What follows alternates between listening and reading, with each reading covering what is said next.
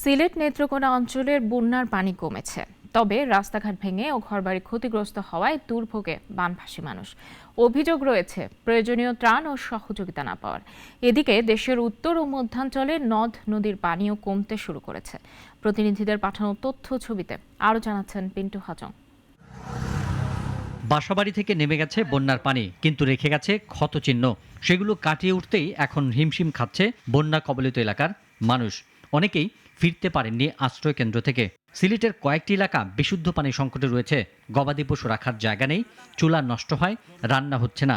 কিন্তু পর্যাপ্ত ত্রাণ ও সহযোগিতা না পাওয়ারও অভিযোগ আছে বিভিন্ন স্থানে। মাঝে মাঝে আয় মানুষ আইয়া কিছু সাহায্য করুন, এর থেকে আমরা আছি। খুব কষ্টতে আছি, বাড়ি করবা ভাঙ্গে নিতেছে গা, রান্না খাওয়া সব দিকে আমরা অসুবিধা। বাড়িঘর বাসা নাই আমাদের, আমার বাড়িঘর পানির নিচেই আছে। রান্না বাড়া আমরা কষ্ট, বাড়া রাঁধতে হয়, গরু বাছুর বাড়া রাখতে হয়। যোগাযোগ বিচ্ছিন্ন থাকায় ত্রাণ কার্যক্রম ব্যাহত হচ্ছে বলে জানিয়েছে প্রশাসন ও সাহায্য সংস্থাগুলো।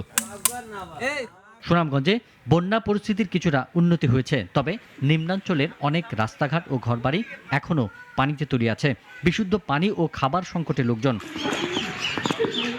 নেত্রকোনা জেলার প্রধান কয়েকটি নদ নদীর পানি বৃদ্ধি পেয়েছে। এর মধ্যে কলমাকান্দার উবদাখালী নদীর পানি বিপদসীমার উপরে।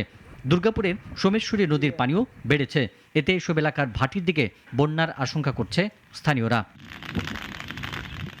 এদিকে মধ্যাঞ্চলে কুড়িগ্রামে তিস্তা, দুধকুমার, ব্রহ্মপুত্র, ধরলা নদী সহ 16টি নদীর পানি বেড়ে 3টি উপজেলায় বন্যা পরিস্থিতির সৃষ্টি হয়েছে। তবে শুক্রবার থেকে নদ নদীর পানি কিছুটা কমে যাওয়ায় বন্যা পরিস্থিতির কিছুটা উন্নতি হয়েছে।